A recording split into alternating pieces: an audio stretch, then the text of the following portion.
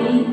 Kalau kami sampai hari ini hadir di tempat ini Tuhan, kami menyadari dengan sungguh bahwa kami bisa hidup pun itu hanya karena Tuhan. Ketika kami bangun pagi dan membuka mata, kami tahu bahwa hidup ini diberikan oleh Tuhan. Satu hari ini Tuhan tambahkan, Tuhan percayakan kepada kami untuk kami kelola hari ini dengan baik. Tuhan, kami bersama-sama beribadah, kami minta penyertaan Tuhan, dan biarlah kami boleh mengalami kekuatan kemuliaan Tuhan sepanjang kami beribadah. Dalam nama Yesus kami bersyukur. Haleluya, amin. Bapak Ibu, kita akan persiapkan persembahan. Sementara Bapak Ibu mempersiapkan persembahan, akan ada pengumuman dari Ibu Gembala tentang pelantikan pejabat. Saya persilakan. Dan kita juga bersyukur kepada Tuhan karena tahun ini bertambahnya 3 orang. Ya, bukan bertambah 3 orang. 2 orang pejabat baru dan 1 orang yaitu pejabat dari PDP naik ke PDM, yaitu Bapak Abdul Hadi dari PDP naik menjadi PDM. Pak Abdul Hadi silakan berdiri walaupun sudah kenal. Bapak Yetro Daud Gomesa dari aktivis menjadi PDP, pendeta pembantu. Dan yang ketiga adalah PDP Metidoa yang kebetulan tidak bisa hadir karena jauh di Banjarbaru. Nah, mereka akan dilantik pada tanggal 28 dari pusat. Ya. Kemudian nanti kita semua akan mendoakan di minggu pertama. Ya, jadi kita akan doakan mereka bertiga di tempat ini, karena mereka bertiga dapat bekerja kalau ada dukungan dari kita, yaitu dukungan doa. Amin. Tuhan memberkati semuanya. Saya kembalikan kepada yang bertugas. Puji Tuhan, Bapak Ibu sekalian, kita boleh memiliki pejabat baru dan kita percaya bahwa melalui itu Tuhan akan lebih lagi membawa kita masuk di dalam pekerjaan yang lebih besar lagi. Amin. Bapak Ibu, kita akan nyanyikan lagu Hatiku Percaya dan persembahan diadakan. Kita katakan sama-sama pada Tuhan bahwa Tuhanlah kekuatan dan mazmurku.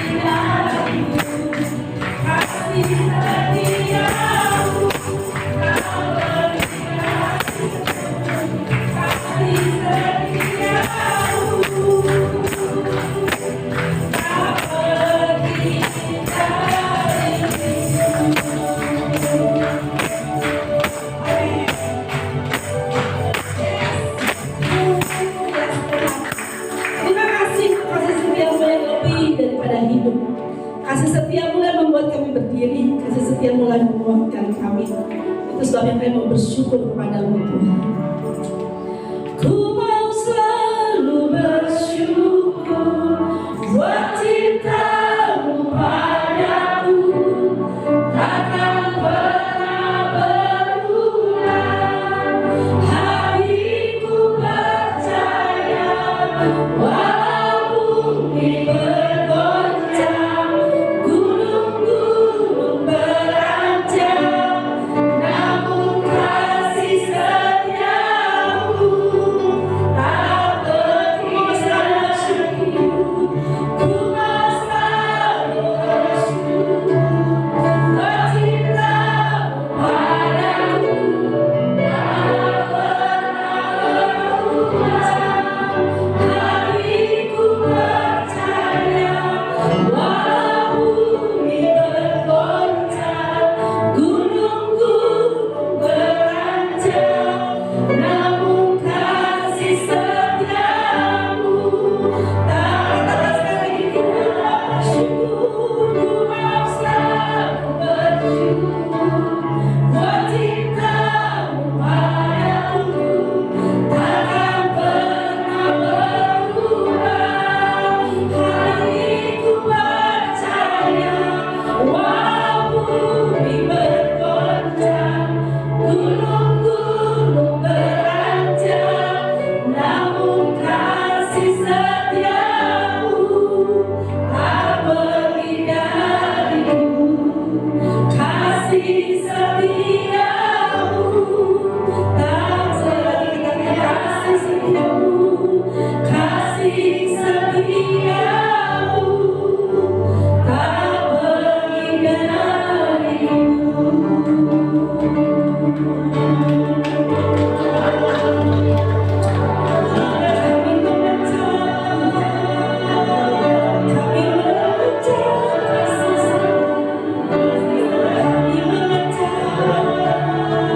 Kami memecah kasih setiamu, kami memecah kasih setiamu, kami menanti, kami melihat kasih setiamu.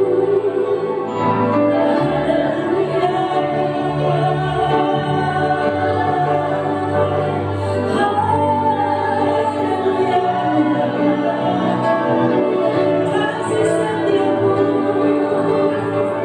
lebih dari hidup kami. Terima kasih.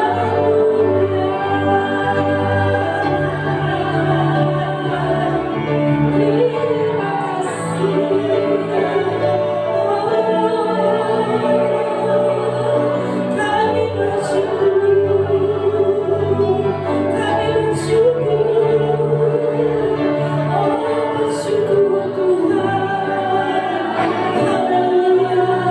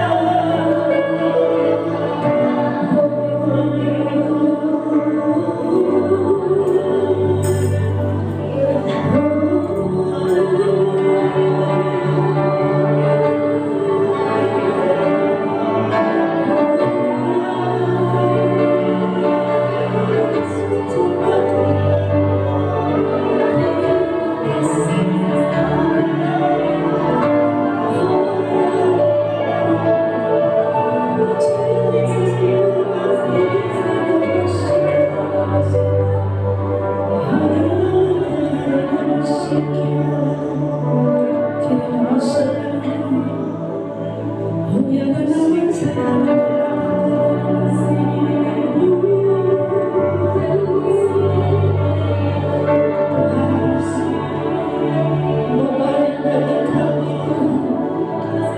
Bahwa kami menikmati kasih-Mu Tuhan, bahwa kami mengalami kasih-Mu.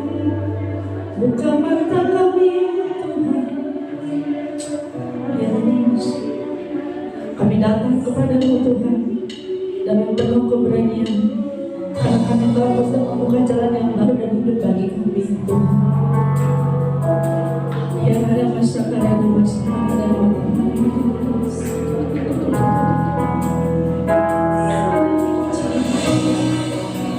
sekian masa pada Indonesia.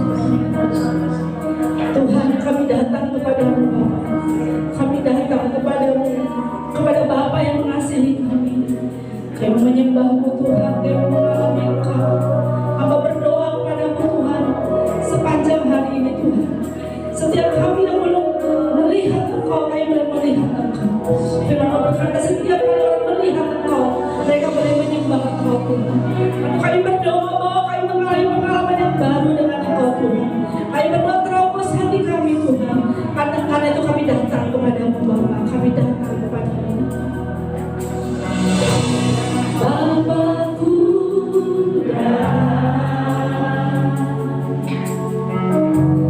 menyembah-Mu di sini. Ku percaya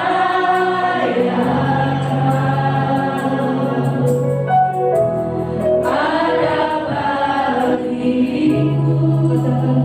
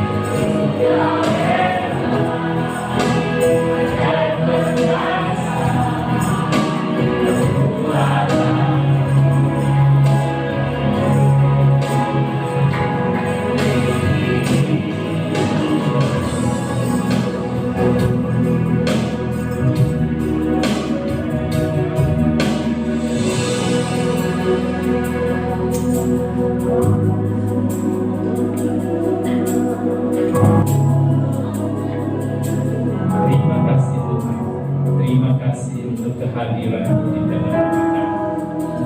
Kami bersyukur bahwa hari ini kami boleh datang, kami boleh bertemu dengan Tuhan. Tuhan boleh berbicara kepada kami, pribadi lepas pribadi. Kami tahu ketika kami berkumpul 2-3 orang, Tuhan Yesus hadir di tengah-tengah kami. Mari Roh Kudus berbicara kepada kami. Kami buka hati kami buka pikiran kami. Kami menerima firman Tuhan yang disampaikan. Terpujilah nama Tuhan. Di dalam nama Yesus Kristus kami berdoa dan kami naikkan syukur kami. Haleluya. Amin. Shalom. Ya. Mari kita sama-sama lihat firman Tuhan di dalam Efesus pasal yang pertama ayat 15 sampai terakhir. Hari ini masih dalam rangkaian khotbah doa yang berkuasa menjadi nilai di dalam jemaat kita, ya, doa yang berkuasa. Itu adalah nilai yang kedua. Nah, mari kita sama-sama lihat dalam Efesus pasal yang pertama ayat yang ke-15. Saya akan bacakan sampai ayat yang ke-23. Doa untuk pengertian tentang kemuliaan Kristus. Karena itu, setelah aku mendengar tentang imanmu dalam Tuhan Yesus dan tentang kasihmu terhadap semua orang kudus, aku pun tidak berhenti mengucap syukur karena kamu. Dan aku selalu mengingat kamu dalam doaku dan meminta kepada Allah Tuhan kita, Yesus Kristus, yaitu Bapa yang mulia itu, supaya Ia memberikan kepadamu roh hikmat dan wahyu untuk mengenal Dia dengan benar, dan supaya Ia menjadikan mata hatimu terang, agar kamu mengerti pengharapan apakah yang terkandung dalam panggilannya, betapa kayanya kemuliaan bagian yang ditentukannya bagi orang-orang kudus, dan betapa hebat kuasanya bagi kita yang percaya, sesuai dengan kekuatan kuasanya yang dikerjakannya di dalam Kristus, dengan membangkitkan Dia dari antara orang mati dan mendudukkan Dia di sebelah kanannya di surga, jauh lebih tinggi dari segala pemerintah dan penguasa dan kekuasaan dan kerajaan dan tiap-tiap nama yang dapat disebut, bukan hanya di dunia ini saja, melainkan juga di dunia yang akan datang. Dan segala sesuatu telah diletakkannya di bawah kaki Kristus, dan Dia telah diberikannya kepada jemaat sebagai kepala dari segala yang ada. Jemaat yang adalah tubuhnya, yaitu kepenuhan Dia yang memenuhi semua dan segala sesuatu. Nah, selalu dikasih Tuhan, tema khotbah hari ini adalah teladan dari doa Paulus. Doa Paulus ini adalah doa yang luar biasa. Ini saya lihat bahwa doa Paulus adalah doa tentang penyikapan, doa tentang pewahyuan, atau revelation with prayer. Doa tentang pengungkapan, tentang penyikapan. Asal dikasih Tuhan, mari kita perhatikan di ayat 15. Paulus berkata begini, ketika aku mendengar tentang imanmu dan tentang kasih dari jemaat Efesus, ya, maka aku tak berhenti mengucap syukur karena kamu. Selalu dikasih Tuhan, Paulus mengukur pertumbuhan jemaat itu dengan dua hal ini. Ya, pertama adalah iman. Seseorang yang imannya bertumbuh, ya, bertambah, itu menunjukkan bahwa dia sedang bertumbuh. Yang kedua itu adalah kasihnya.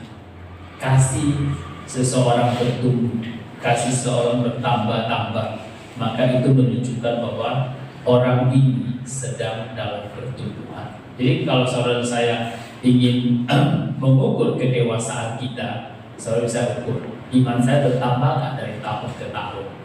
Dulu kalau saya kekurangan, apakah saya sekalut dulu? Hari ini apakah sekalut dulu? Waktu saya mengalami masalah, apakah sepanik dulu dibandingkan hari ini? Itu adalah ukuran daripada pertumbuhan kita. Iman kita itu bertambah. Nah, hal yang kedua, saudara, saya bisa mengukur pertumbuhan kita itu dari kasih. Apakah kalau dulu saya sulit mengampuni, hari ini saya lebih sudah bisa mengampuni? Atau saya masih tetap juga orang yang sama, saya masih benci? Nah, itu ukuran pertumbuhan. Di dalam Tuhan, saudara, saya bisa ukur. Oh, kalau dulu memang sulit sekali kalau saya disakiti, saya bisa ingat sampai 3 bulan. Nah, hari ini ketika saat ini sakiti, ya saya bisa lepaskan pengampunan. Bukan karena saya, tapi karena kuasa Tuhan yang memampukan saya dan saya mau. Gitu. Ada orang yang bertahun-tahun hidup dalam kepahitan, udah ikut Tuhan lama, tapi persoalannya apa? Nggak bisa mengampuni. Ya berarti dia masih bayi rohani terus. Apakah saudara saya akan disakiti terus? Kita mungkin akan disakiti terus sampai Tuhan Yesus datang. Ya, ada orang-orang yang akan menyakiti kita. Mungkin karena dia tidak tahu, mungkin juga karena sengaja, mungkin juga karena dia benci kita. Dan saudara saya akan terus rentan untuk disakiti. Oleh karena Tuhan berikan saudara saya itu kasih karunia, pengampunan Dia itu memampukan saudara saya untuk terus melepaskan pengampunan. Ya, berapa kali saudara saya harus mengampuni? Tuhan Yesus bilang, bukan 7 kali, 7 kali, 70 kali. Itulah ukurannya, ukuran artinya sempurna. Kalau saya nggak bisa Tuhan, betul saudara saya nggak bisa. Oleh karena itu kita memerlukan Tuhan, kasih Tuhan memenuhi kita. Ya, kita bilang saya nggak sanggup, tapi saya mau. Nah, itulah cara Tuhan untuk mengalirkan kuasa. Bukan orang sanggup, tapi kita nggak sanggup. Karena ukuran kasihnya dan kasih agape, kasih tanpa pamrih, kasih tidak berbalas, kasih yang sebenarnya nggak layak untuk diterima, tapi karena Tuhan maka kasih itu diberikan. Nah, bagian kita hanya bilang saya mau. Waktu kita bilang mau, kasih dia akan mengalir. Saya bisa mengampuni. Itu ukurannya. Nah, ketika kita bertumbuh, ketika kita menjadi lebih dewasa, ya, kasih dan kuasa, kasih dan iman kita bertambah. Apa yang sebagai pemimpin Paulus itu lakukan ketika dia dengar? Sama lah misalnya ketika ibu gembala itu dengar iman dari jemaat di Kemah Kesaksian itu dibandingkan tahun-tahun yang lalu, sekarang itu menjadi jauh lebih betul. Dari mana? Ibu gembala, pemimpin gembala Komsel bisa melihat bahwa di tengah COVID begini, jemaat tetap datang beribadah kepada Tuhan. Jemaat tidak tinggalkan Tuhan. Ya, kalau lihat tetangga kita atau kita sendiri juga mengalami kan betapa sulitnya kan, harus membatasi diri pekerjaan yang jualan tutup, ya, yang bekerja juga sepi. Nah, tapi ternyata di tengah kesulitan itu jemaat tidak meninggalkan Tuhan. Jemaat justru makin rajin untuk beribadah. Jemaat justru makin mencari Tuhan. Itu adalah ukuran kedewasaan. Ada jemaat yang kalau sedikit masalah dibilang, buat apa cari Tuhan? Hidup masih susah. Itu ya, dia bisa begitu. Itu pertanda bahwa memang ukuran kedewasaan dia itu masih seperti bayi atau anak-anak. Tapi lain persoalannya sudah susah, ya sudah sulit, bermasalah, tapi dia tetap bilang saya tidak akan tinggalkan Tuhan. Wah, itu kualitasnya itu berbeda. Ya, karat emasnya lebih tinggi. Itu ukurannya. Oke, mari kita lihat selanjutnya. Bagaimana respon Paulus sebagai pemimpin ketika dia melihat jemaat yang dia layani itu bertumbuh? Maka tindakan Paulus yang pertama adalah dia mengucap syukur. Tidak berhenti-hentinya aku mengucap syukur. Dan yang kedua yang Paulus lakukan adalah aku selalu mengingat kamu dalam doaku. Jadi Paulus punya kebiasaan berdoa untuk orang yang dia pimpin.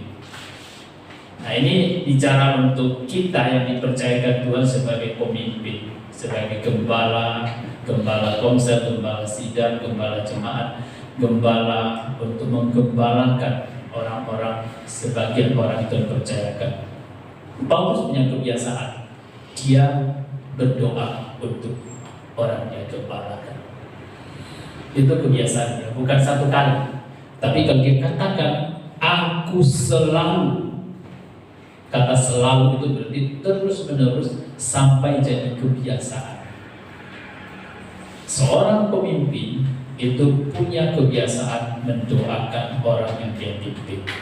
Seorang gembala mendoakan jemaat yang dia gembalakan. Seorang gembala komsel mendoakan orang yang anggota komselnya. Seorang pemurid itu selalu mendoakan orang yang dia muridkan. Seorang mentor mendoakan mentinya. Seorang kepala keluarga mendoakan istri dan anak-anak. Itulah tugas daripada seorang pemimpin. Kalau saudara dan saya dipanggil jadi pemimpin, Tuhan percayakan ada orang yang dipimpin oleh kita, maka hati kita harusnya seperti hati Paulus, yang selalu mendoakan. Karena perubahan daripada orang yang kita pimpin itu bukan berdasarkan kekuatan manusia, berdasarkan apa yang kita doakan. Kalau kita lihat orang itu sulit, kenapa sulit? Mungkin karena kurang doa untuk orang itu. Kenapa hatinya begitu keras, sulit bertobat? Karena mungkin jarang sekali ada orang yang berdoa untuk orang itu. Kenapa orang komsel ini sulit berubah?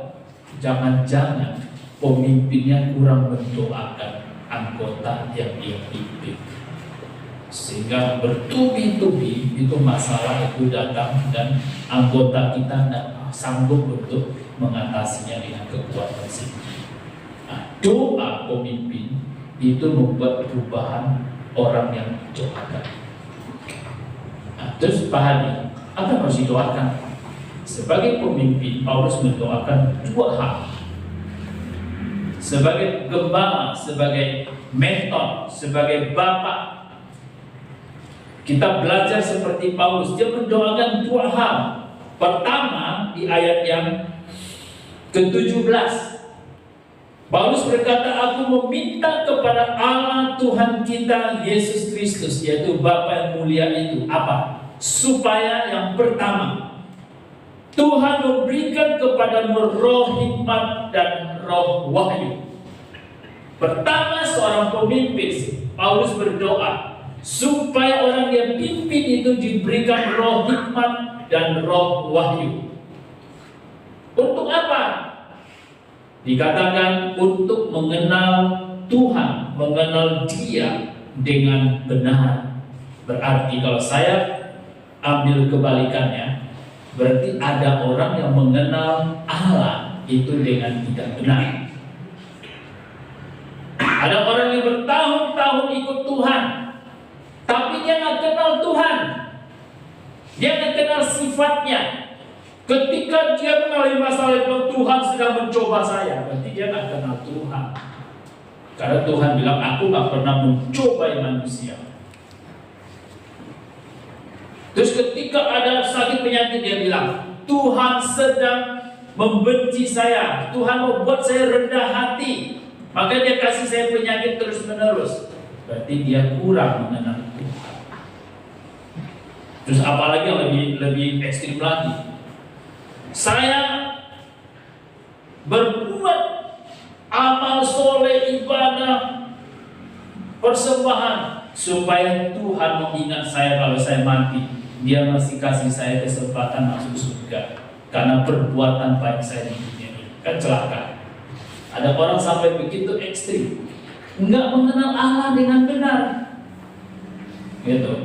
Nah, saudara, saya untuk bisa mengenal Allah dengan benar, karena Allah itu roh. Saudara bisa mengandalkan pikiran, pengetahuan, usaha kita itu untuk mengenal Tuhan dengan benar. Saudara, saya butuh roh hikmat, roh wahyu. Itu bisa diperoleh kalau kita berdoa, kalau pemimpin berdoa, kalau bapak berdoa. Supaya anak kita berubah, bapak harus berdoa. Bukan kita menegakkan otoritas saja dengan pukulan dan ancaman dan hukuman, tapi kita nggak melakukan bagian untuk bisa mengubah hati mereka. Banyak orang tua ingin anaknya berubah dengan ancaman pukulan, tapi tidak melakukan bagian yang terutama yang bisa membuat hati orang berubah. Ketika dia memperoleh hikmat roh Tuhan dan membuka pengertian dia, sehingga dia bisa mengenal Allah. Karena ketika dia mengenal Allah, mengenal firman yang disingkapkan, maka orang itu akan berubah. Sama kan waktu saudara saya berubah, saudara tahu, tiba-tiba kan kita mengalami sepertinya perjumpaan kita, terus kita bertobat, kita berubah. Terus kalau ditanya ulang, sebenarnya itu tidak terjadi kebetulan. Ada orang-orang mungkin hari ini kita nggak tahu, atau kita sudah tahu, itu yang bergumul untuk kita. Tuhan, jamah dia Tuhan. Tuhan tolong dia Tuhan, bukakan hati dia Tuhan. Yang sudah mungkin bertahun-tahun itu terus mendoakan kita. Nah, sama untuk kita dengan anak-anak kita. Pemimpin itu harus berdoa. Tuhan, berikanlah roh hikmat, roh wahyu kepada anak saya. Secara mata jasmani kelihatan dia nggak bisa berubah, tapi kita punya iman bahwa Tuhan bisa mengubah hati orang. Karena Tuhan bilang hati raja-raja ada di tangan Tuhan. Kemana Tuhan mau mengalirkan, dia akan alirkan. Artinya gini, Tuhan gampang saja merubah hati, tapi dia harus bekerja sama, turut bekerja bersama dengan orang kudus. Orang kudus harus lakukan bagian berdoa untuk orang yang dia pimpin. Sama dengan kepala komsel, mentor. Kita lihat orang-orang kita pimpin gak haus, enggak suka dengan hal rohani, enggak berapi-api ikut Tuhan, suam-suam. Itu kita melihat bahwa sulit untuk dia bayar harga untuk sungguh-sungguh ikut Tuhan.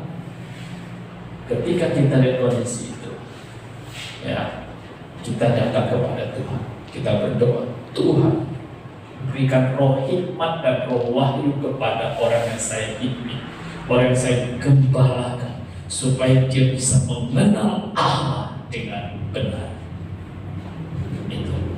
Itu yang pertama yang harus doakan. Itukah yang kita doakan selama ini? Atau kita justru mendoakan buat anak saya pintar, buat anak saya kaya, buat jemaat saya itu diberkati. Itu nggak salah, tapi ada yang lebih utama yang saudara saya harus doakan. Kalau dia mengenal Allah dengan benar, maka dia akan dapatkan hal yang lain. Oleh karena itu saudara lihat, ketika Salomo diminta untuk berdoa, Tuhan bilang begini sama Salomo, Salomo, kamu minta apa saya akan berikan.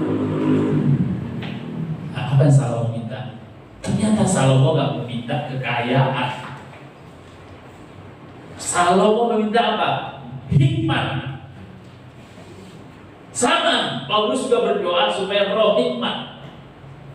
Sama ketika Tuhan Yesus ngomong dengan orang Israel, carilah dahulu kerajaan Allah dan kebenarannya, carilah Allah dan hikmatnya. Salomo minta hikmat. Apa yang Tuhan lakukan? Tuhan berikan hikmat kepada Salomo. Yang tidak dia minta, Tuhan berikan.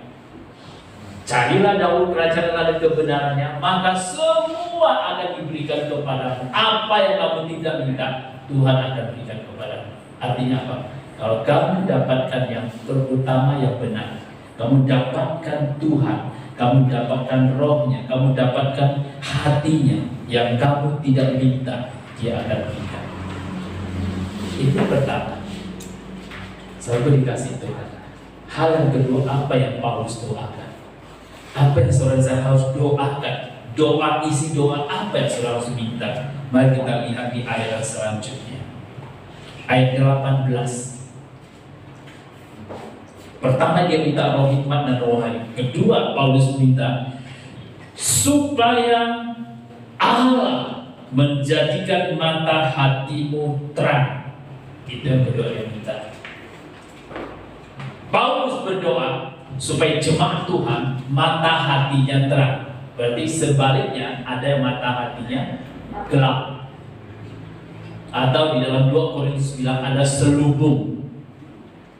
Baca Alkitab bertahun-tahun nggak ngerti bahwa Yesus itu adalah juru selamat. Orang Israel begitu, nggak bisa melihat bahwa Yesus itu Mesias. Kenapa? Karena mata hatinya gelap, ada selubung, ada kayak kain yang menutupi hati mereka, nggak bisa jelas. Jadi ketika selubung itu diangkat, baru bisa ngerti. Ya, jadi doa seorang pemimpin itu membuka selubung, membuka hatinya yang gelap itu diterangi.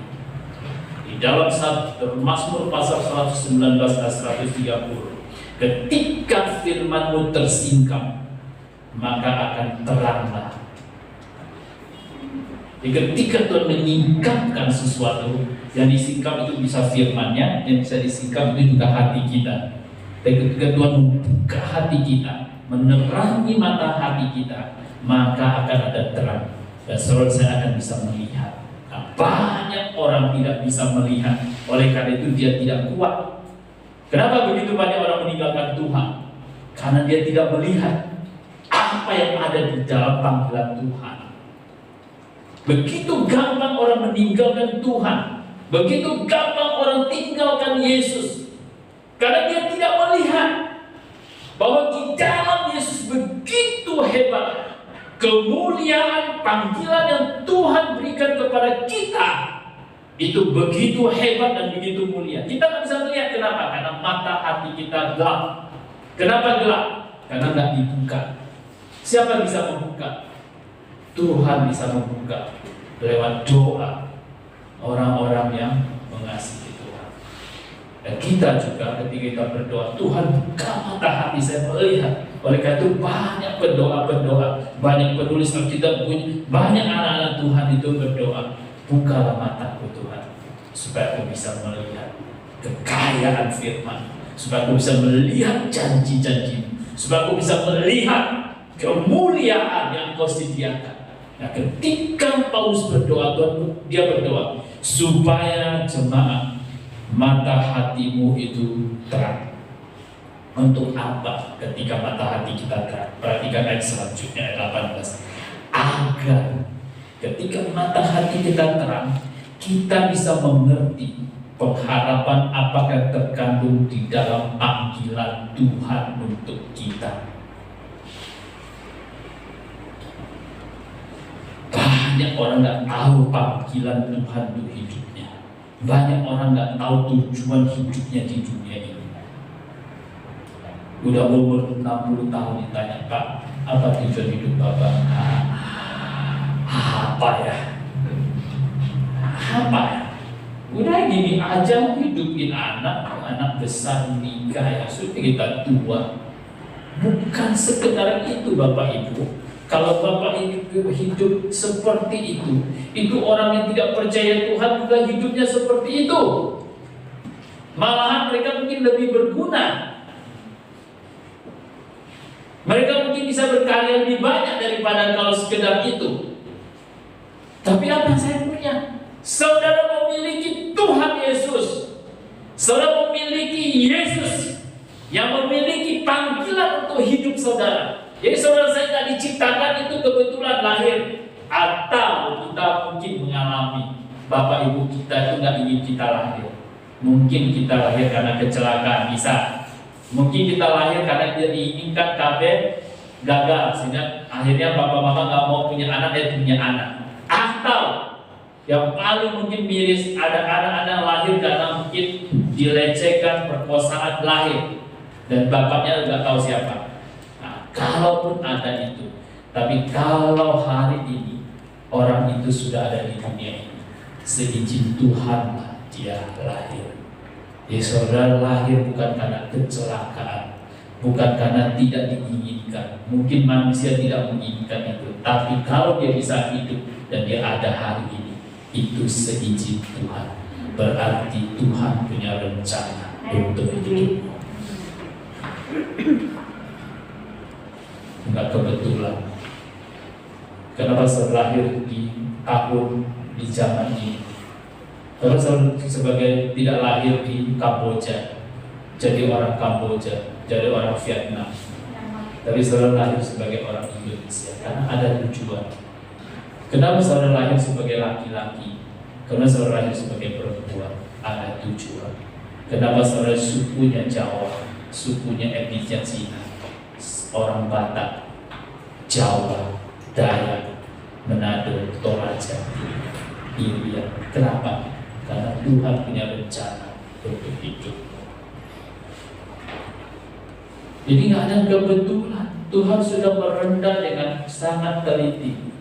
Karena dia punya tujuan yang hanya bisa Anda yang menggenapkan. Terus saya mungkin bilang, saya masih terlalu muda. Umur saya baru 15 tahun, 13 tahun. Apa yang bisa saya lakukan? Temukan Tuhan. Temukan panggilan Tuhan untuk hidup. Hiduplah di dalamnya.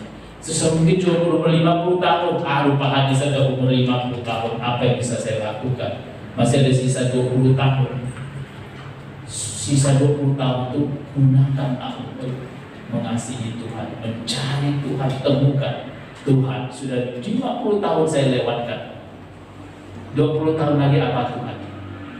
Tidak ada kata terlambat. Saya isi 20 tahun itu untuk melayani Tuhan. Lewat apa? Lewat pekerjaan kita, lewat usaha kita, lewat peran kita. Kalau kita sebagai pengusaha, usaha kita, kerjakan sungguh-sungguh, dapatkan hasil yang terbaik, pakai uang kita untuk memuliakan Tuhan, dukung pelayanan Tuhan, dukung orang-orang yang melayani Tuhan. Kalau kita sebagai guru, layani Tuhan lewat guru profesi kita, bawa anak-anak untuk mengasihi Tuhan, bawa orang tua untuk mengasihi Tuhan. Kalau profesi kita apa? Semua profesi, apakah itu polisi, dokter, tentara, ya, ibu rumah tangga, profesi kita itu bisa kita melayani Tuhan. Jadi kata melayani Tuhan tidak selalu harus konotasinya itu kepada saya harus jadi pendeta, saya harus jadi pendeta. Tidak. Kalau semua jadi pendeta, siapa jadi jemaat? Repot itu. Semuanya itu jago berkhotbah, siapa yang mau dengar? Enggak kan gitu kan? Jadi semua ada posisinya, ada tempatnya untuk kita. Jadi kita bisa berkarya melayani Tuhan dalam profesi kita. Nah, saya lanjutkan. Paulus berdoa, ya, supaya mata hati kita terang. Dengan mata hati kita terang, maka kita bisa mengerti pengharapan di dalam panggilan kita. Betapa hebatnya panggilan yang Tuhan berikan kepada kita. Karena mata hati kita terang, maka kita bisa melihat betapa hebatnya Tuhan itu memanggil kita. Nah, waktu kita melihat itu, bahwa ternyata panggilan untuk hidup kita luar biasa, maka kita tidak akan mudah mundur. Kita tidak akan mudah untuk melepaskan iman kita kepada Yesus, apapun harganya. Kenapa anak-anak muda kok begitu gampang? Gara-gara pacar tidak seiman. Kalau kamu tak tinggalkan, ikut saya, maka kita putus. Coba berani putus dengan Tuhan, ya, tapi tidak berani putus dengan pacar. Kenapa dia begitu mudah tinggalkan kekekalan demi seorang pacar? Padahal di dunia ini, ya, dia rela kehilangan keselamatan selama-lamanya demi seorang manusia. Kenapa? Karena dia tidak mengerti panggilan yang begitu mulia untuk hidupnya. Kalau saudara mengerti bahwa Tuhan memanggil saudara dan ada begitu hal yang indah di dalamnya, saudara tidak akan meninggalkan itu. Saudara ditawarkan untuk saudara meninggalkan dengan uang yang begitu besar. Saya bilang tidak. Bahkan saudara, ketika ada orang diancam, kalau kamu tidak tinggalkan iman kamu, kamu akan ditembak. Dia bilang juga, kematian saya itu tidak lebih berharga daripada hidup Yesus berikan. Kenapa Nommensen mau dari Jerman untuk mati di Tanah Batak? Karena dia mengalami siapakah Yesus itu. Dia mengerti. Ya, kenapa ada orang-orang yang berani memberikan hidupnya, pergi ke pedalaman, ya, akan ada dibunuh, ada diambil jantungnya, ada dipenggal. Mereka itu bilang mereka siap dan mereka rela untuk berikan hidup. Kenapa? Karena mereka tahu panggilan, betapa mulianya, ya, panggilan Tuhan dalam hidup mereka. Saya tidak akan tinggalkan Tuhan. Nah, selalu dikasih Tuhan. Paulus berdoa di dalam panggilan kita itu pertama. Di dalam panggilan kita yang begitu hebat itu, di dalamnya ada apa? Betapa kayanya kemuliaan bagian yang ditentukan bagi orang kudus. Di dalam panggilan hidup saudara itu ada kekayaan yang luar biasa, yang gak bisa dibeli dengan apapun. Lebih hebat, lebih kaya dan lebih mulia, sehingga membuat orang-orang yang mengasihi Tuhan rela berkata, Abraham, walaupun dalam hidupnya Tuhan sudah janjikan Abraham, keturunanmu akan seperti pasir di pantai, di laut, dan seperti bintang kalau kamu bisa hitung, seperti itulah. Tapi waktu Abraham meninggal, dia nggak melihat itu kan, tapi dia percaya. Panggilan kepada Abraham, Tuhan menjanjikan kemuliaan yang begitu besar. Lihat, keturunan Abraham memang hari ini seperti pasir, karena bisa dihitung, termasuk saya dan saudara.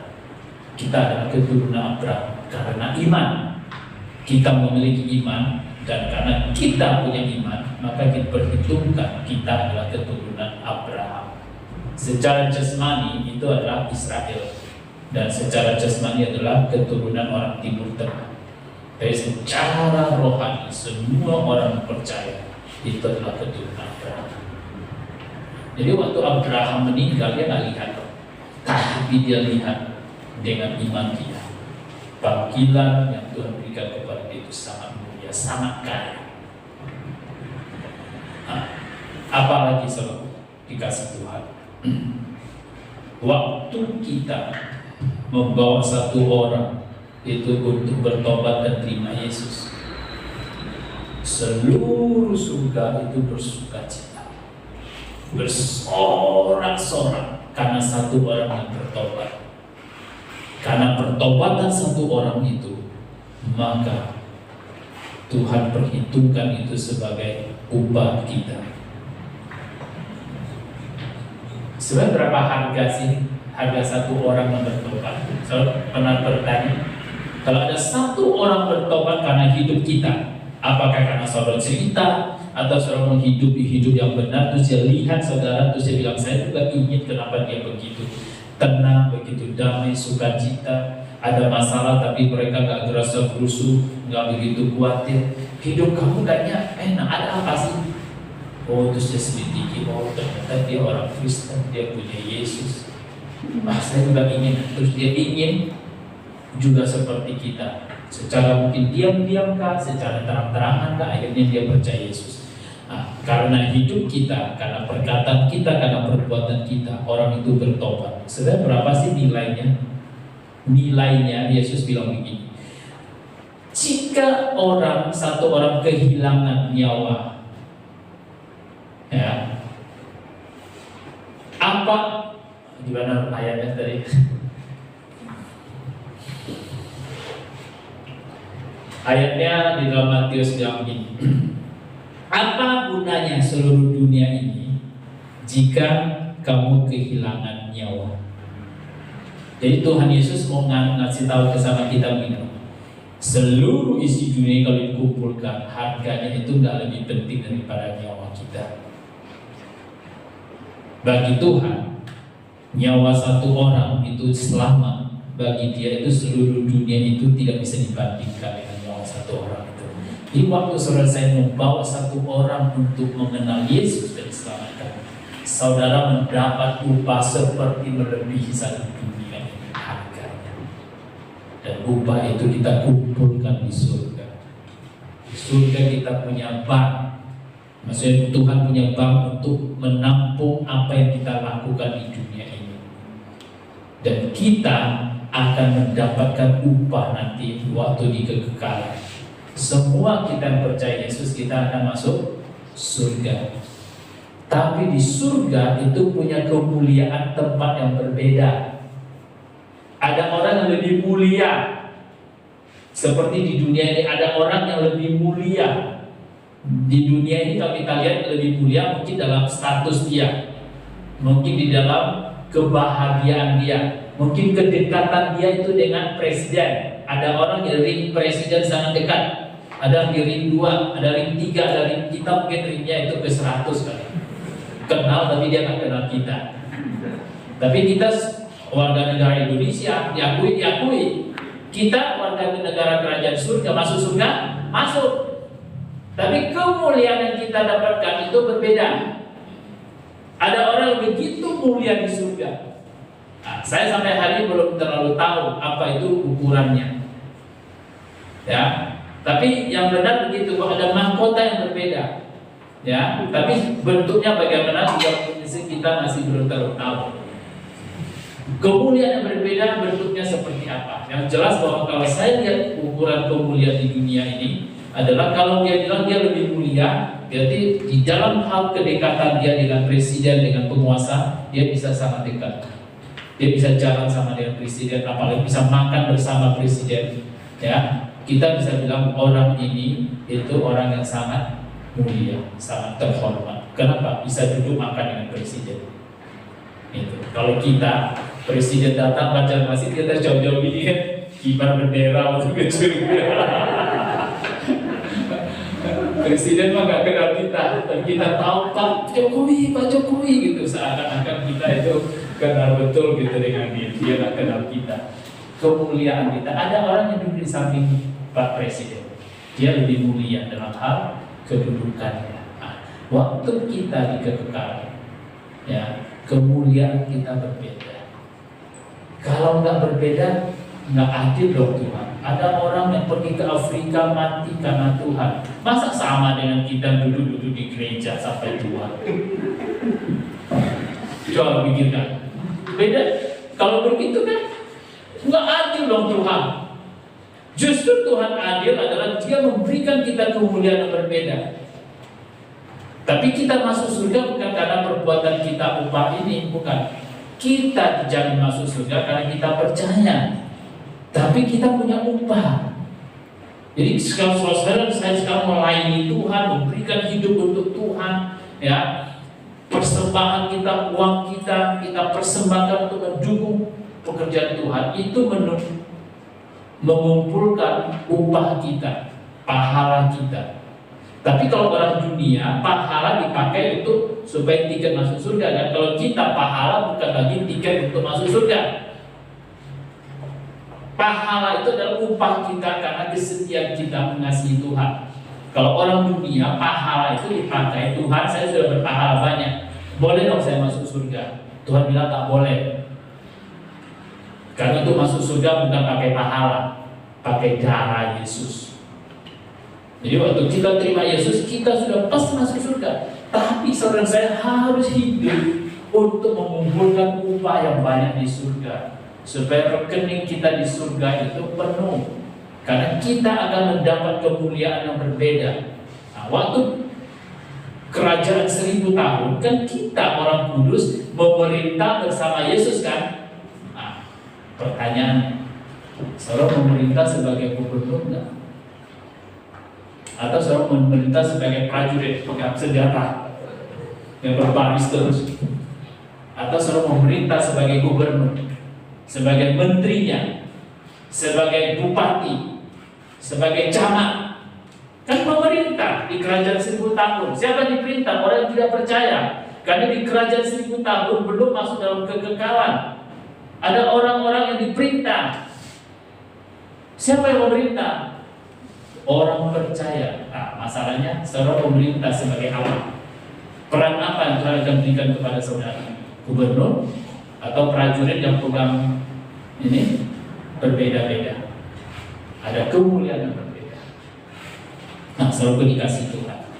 Ketika kita mengerti betapa kayanya kemuliaan yang ditentukan bagi kita, itu hanya bicara tentang kemuliaan baru dari upah kita. Ketika kita di dunia ini, ya Tuhan bilang begini kepada anak sulung. Anak sulung waktu dia lihat adiknya itu pulang, dia bilang, Papa nggak adil. Anak kurang ajar ini baru pulang memboroskan harta Papa. Papa sudah potong lembu yang tambun buat pesta. Untuk saya Papa, 1 ekor kambing pun Papa nggak berikan untuk saya berpesta dengan teman-teman saya. Terus waktu papanya dengar begitu, Bapak bilang, anakku, selama ini kamu bersama-sama dengan aku. Nggak tahukah kamu apa yang aku miliki itu kepunyaan? Bayangkan saudaraku, apa yang Bapak miliki itu kepunyaan ahli waris. Siapa ahli waris? Mereka yang anak Allah. Siapa anak Allah? Mereka yang percaya Yesus adalah Tuhan. Siapa yang menerima Yesus, dia jadi anak Allah. Siapa jadi anak Allah, dia ahli waris. Siapa ahli waris? Berarti apa yang bapaknya miliki adalah kepunyaan dia. Sebenarnya seperti itu. Coba Bapak, banyak kita nggak percaya. Banyak kita nggak percaya bahwa kita ini adalah ahli waris. Apa yang Bapak miliki adalah kepunyaan kita. Sehingga kita seringkali itu nggak berani untuk meminta bagian kita dengan iman. Nah, kekayaan yang Tuhan berikan kepada kita di dunia ini, apa yang Bapa miliki itu kepunyaan kita. Itu ditegaskan dalam Efesus pasal 1 ayat 3, bahwa di dalam Yesus kita sudah memiliki kekayaan rohani yang disimpan di surga. Itu akan diberikan ke bumi kalau saudara dan saya percaya. Kalau saudara saya percaya dan saudara minta, itu diberikan, itu akan diberikan. Kalau saudara nggak minta, saudara juga nggak percaya, saudara akan hidup sebagai orang yang miskin di dunia. Persis seperti orang naik kapal waktu dulu, naik pelni. Di dalam kapal itu sudah ada makanannya, dalam tiket itu ada makanan. Selama 2 hari dia perjalanan, dia nggak pernah minta makan, dia takut bayar. Belum makanan sudah siap, silakan datang ke dapur untuk ambil. Dia nggak berani ambil. Dia bilang, saya hanya punya uang untuk beli tiket. Dia nggak berani. 5 kali makan dia nggak ambil. Terus ketika dia turun, dia lemas jalan. Kenapa kamu lemas begitu nggak makan? Iya, saya nggak punya uang untuk makan. Terus temannya orang bilang, 1 tiket itu 5 kali makan sudah termasuk. Hah? Baru kaget. Sama begitu orang Kristen. Seumur hidup dia di dunia ini, dia bilang, gak apa-apa menderita karena Tuhan. Tuhan bilang, kamu gak perlu menderita karena 1 paket. Terima Yesus itu paketnya adalah semua apa yang aku punya, kamu punya. Kita gak tahu. Karena kita gak tahu, kita gak punya iman. Seumur hidup kita pikir kita menderita karena Tuhan. Miskin di dunia, asal kaya. Saya nggak mau. Saya mau kaya di surga, juga kaya di dunia. Kalau saudara nggak tahu, saudara nggak akan alami. Kalau saudara tahu dan saudara percaya juga, saudara juga nggak akan alami. Saudara harus tahu dan saudara harus percaya. Dan kita akan memiliki itu. Ya, itulah kekayaan Tuhan sediakan. Dan selanjutnya, saudara kasih Tuhan. Oke, saya akan selesaikan. Yang kedua, di dalam panggilan saudara saya, Paulus katakan betapa hebat ayat 9 kuasanya bagi kita yang percaya. Di dalam panggilan itu ada kuasa yang sangat besar. Kuasa yang bisa memindahkan gunung ke laut. Kuasa yang bisa membuat iblis tunduk. Kuasa yang bisa membuat orang sakit sembuh. Kuasa yang bisa membuat matahari itu berhenti bergerak. Itu yang Yosua lakukan. Kuasa yang bisa membelah laut dengan tongkatnya Musa. Kuasa yang bisa dengan 300 orang Gideon itu mengalahkan 30.000 orang. Kuasa yang dengan satu batu kecil itu bisa membunuh raksasa, itu oleh Daud. Kuasa yang sama itu adalah kuasa yang bisa membangkitkan orang mati 3 hari dalam kubur. Kuasa itu bisa membuat hidup kembali. Dan kuasa itu yang dia bekerja melalui kita. Di dalam panggilan kita, saudara punya panggilan hidup, saudara ingin genapkan, ingin selesaikan, akan ada kuasa Tuhan yang menyertai panggilan hidup kita itu. Kalau saudara berjalan dengan iman dan percaya, saudara tidak akan ditinggalkan. Saudara tidak akan sendiri. Saudara tidak akan sendiri. Saya selalu percaya, ya, kalau hari ini kalau saudara menemukan panggilan Tuhan, saudara bekerja. Kalau saudara dipanggil, Tuhan benarkan beban dan kesan itu kepada saudara. Buka panti asuhan. Terus saudara buka panti asuhan. Percayalah dia bertanggung jawab itu untuk mencukupkan panti asuhan itu. Kalau Tuhan bicara kepada kita, buka sekolah, percayalah bahwa dia cukupkan untuk membiayai sekolah. Kalau Tuhan berfirman, bukalah pelayanan, bukalah pos, bukalah gereja, percayalah bahwa dia akan mencukupkan apa yang dibutuhkan untuk gereja. Sama kalau Tuhan bilang, buka gereja, kemah kesaksian, dia akan cukupkan apa yang dibutuhkan oleh gereja. Karena dia punya kuasa dia sebesar apa? Sebesar kuasa dia yang tidak terbatas itu. Nah, ketika Tuhan melakukan semua itu, ya, kuasa Tuhan itu kuasa membangkitkan orang mati, kuasa yang bisa lebih hebat daripada kuasa di langit. Semua malaikat, semua iblis itu kalah kuasanya. Yang di bawah, yang di atas bumi itu semua ditaklukkan. Semua pemerintah kerajaan, pemerintah yang paling hebat Amerika lah. Sekarang Cina juga sudah lebih cukup hebat. Itu juga ada di bawah kuasa daripada Tuhan. Dan semua kuasa itu Tuhan letakkan di bawah kaki Kristus. Ayat 22. Segala sesuatu telah diletakkannya di bawah kaki Kristus. Pertanyaan saya, kalau kita tubuh Kristus, Yesus kepala, siapakah kaki itu? Kaki itu siapa? Apakah kaki itu kakinya Yesus? Kaki Yesus itu adalah kita, gereja. Jadi kalau segala sesuatu sudah diletakkan di bawah kaki Yesus, artinya bahwa segala kuasa itu Tuhan berikan kepada gereja di bawah kaki Yesus. Kaki Yesus. Yesus adalah kepala, gereja adalah tubuhnya. Semua orang percaya itu adalah tubuh Yesus. Jadi saudara dikasih Tuhan, gereja itu diberikan otoritas dan kuasa yang sangat hebat. Oke, saya akan menutup dengan satu ini. Waktu Yesus bilang kepada Petrus, Petrus, kata orang siapa aku? Murid-muridnya jawab Elia segala macam kan. Terus Petrus bilang, engkau adalah Mesias, anak Allah. Terus Yesus bilang, Petrus, di atas pengakuanmu ini, aku akan mendirikan gereja. Di atas pengakuan bahwa Yesus adalah Tuhan, gereja berdiri.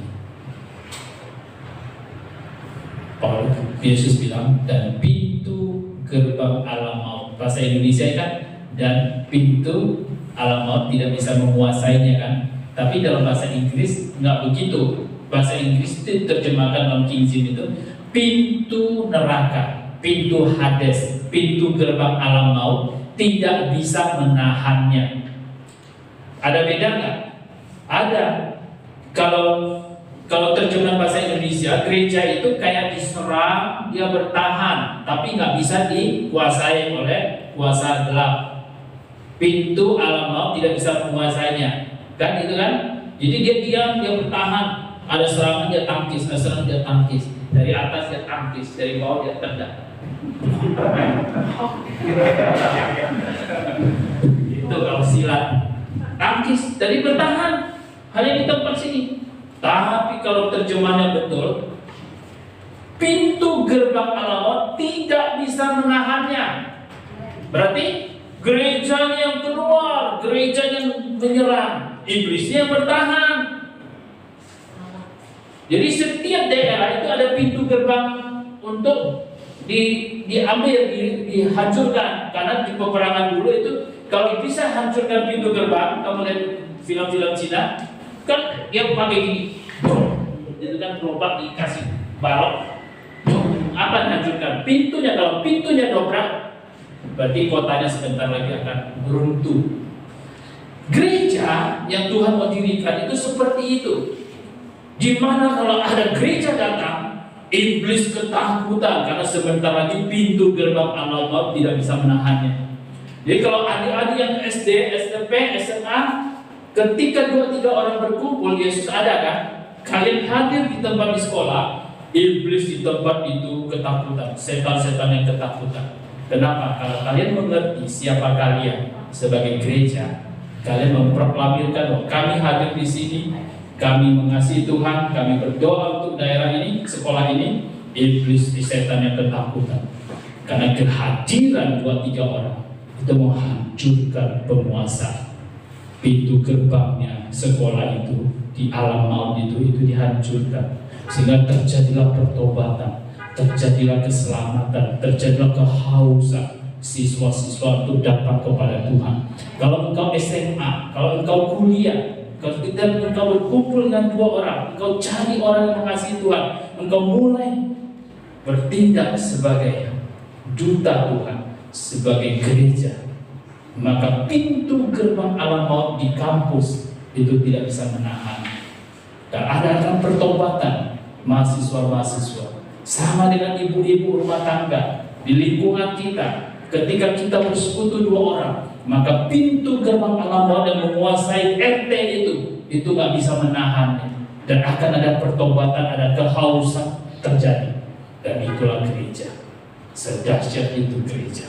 Dan itu ditakuti oleh iblis. Bukan gereja yang seperti kita lihat, ya, justru dikerjain iblis. Ngusir iblis pakai salib. Iblisnya bilang saya nggak takut. Iblisnya bilang enggak, keluar kain, dia nggak takut. Itu di film, ya, di film ada iblis. Dia nggak takut. Tapi kalau dia lihat gereja, dia takut. Gereja, orang percaya 2-3 orang berkumpul dalam nama Yesus, dia hadir. Oleh karena itu saya mendorong saudara mengerti. Kalau saudara mengerti siapa saudara, kalau saudara sebagai pelajar, saudara akan memenangkan pelajar. Nggak bisa, Pak Hadi, Mister saya nggak bisa. Iya, saudara nggak bisa. Tapi kalau saudara mengerti peran siapa saudara, saudara akan berdiri. Dan akan ada lahir pelayanan di pelajar, akan lahir pelayanan di kampus, akan lahir pelayanan komsel-komsel, akan jadi pos-pos misi, pos-pos PI. Saudara akan lihat gereja tidak bisa ditahan. Di mana ada orang percaya, di situ akan lahir gereja, di situ akan lahir persekutuan komsel, dan saudara akan lihat saudara dipakai Tuhan. Puji nama Tuhan.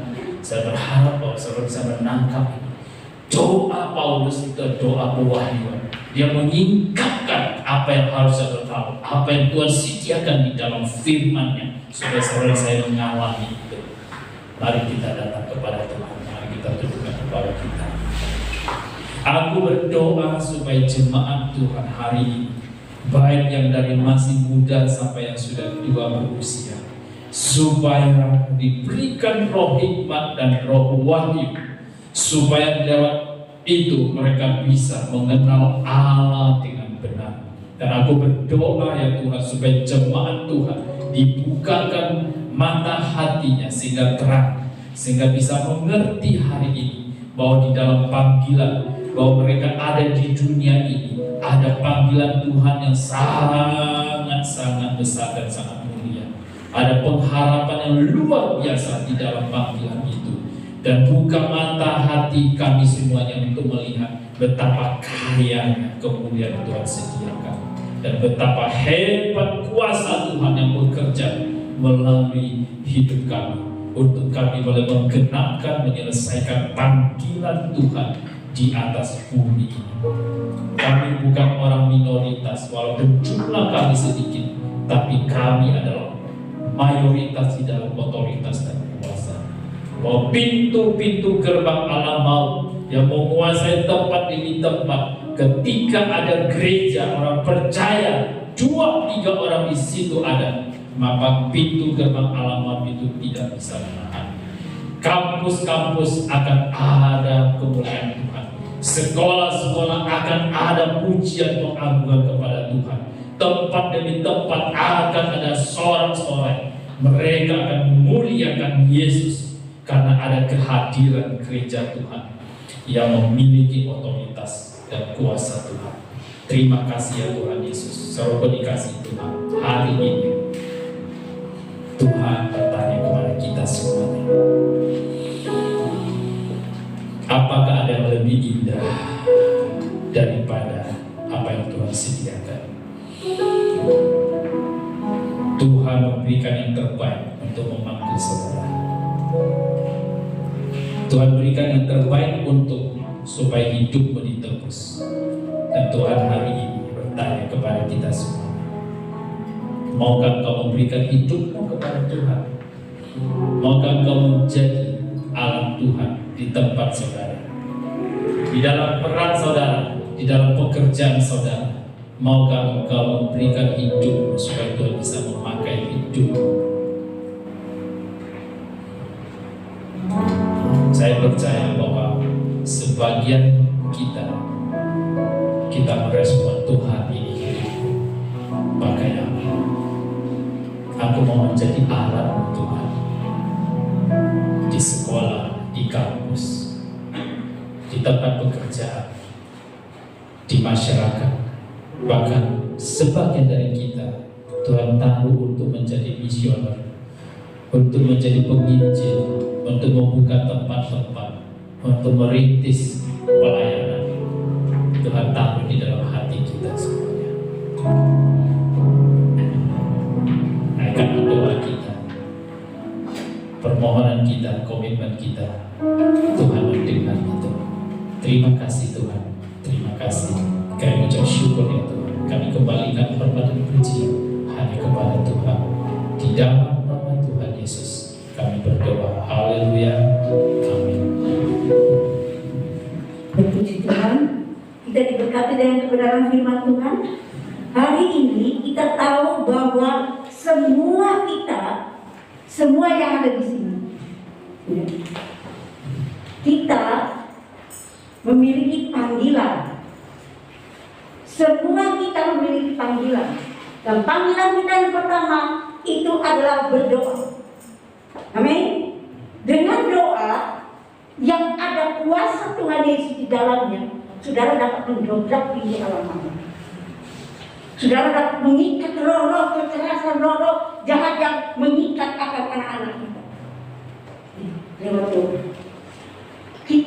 Karena doa kita adalah hubungan kita dengan Tuhan. Waktu kita punya hubungan dengan Tuhan yang semakin indah, semakin bagus, maka kuasa itu semakin dicurahkan Tuhan kepada kita. Amin. Dan Tuhan akan memberikan panggilan-panggilan lain, kemampuan untuk melakukan pekerjaan Tuhan yang besar. Tanpa doa, saudara, tanpa hubungan kita dengan Tuhan yang baik, maka saudara tidak akan pernah menerima kuasa apapun juga. Mari kita bangkit. Kita akan mengakhiri ibadah kita.